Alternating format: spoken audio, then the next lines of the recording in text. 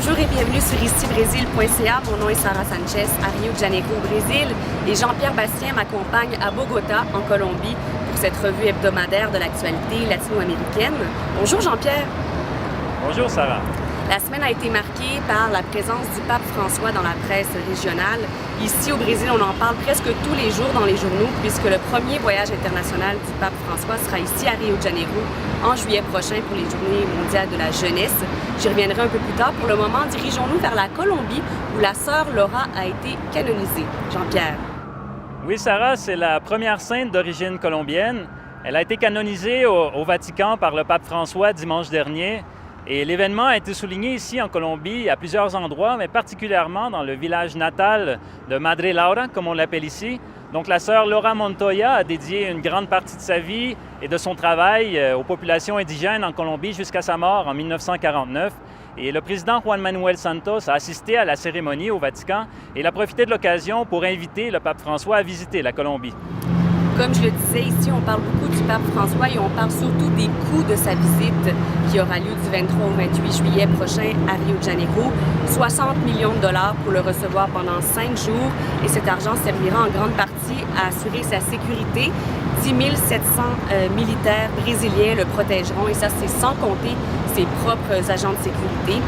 Des coûts que les autorités brésiliennes justifient en citant l'exemple de Madrid en 2011 où le même événement a rapporté le triple des investissements et les investissements qui étaient environ les mêmes que ceux prévus pour Rio.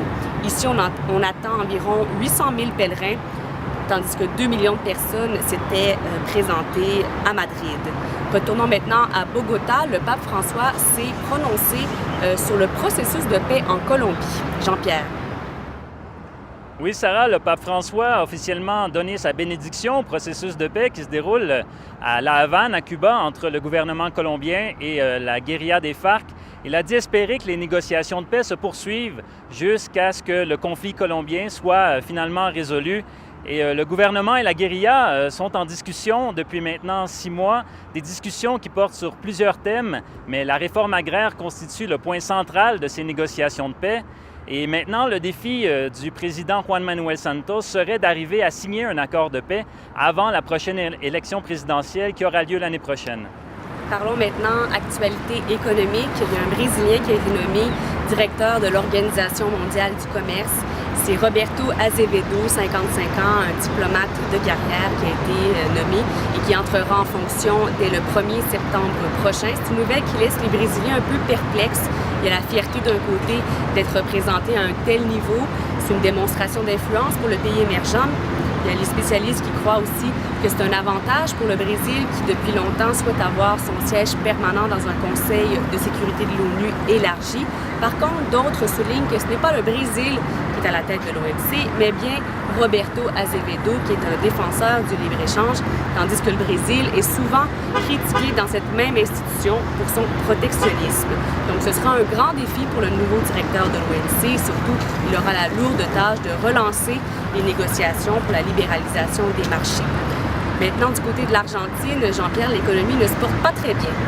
Voilà, l'Argentine qui a été au cours des années 90 un élève modèle des institutions financières internationales comme le FMI et l'OMC.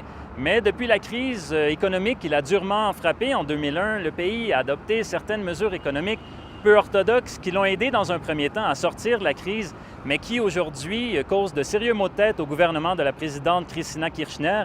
Et donc en ce moment, l'inflation constitue un problème majeur en Argentine et le gouvernement a décidé de restreindre l'achat de devises étrangères dans le but de contrôler la fuite de capitaux.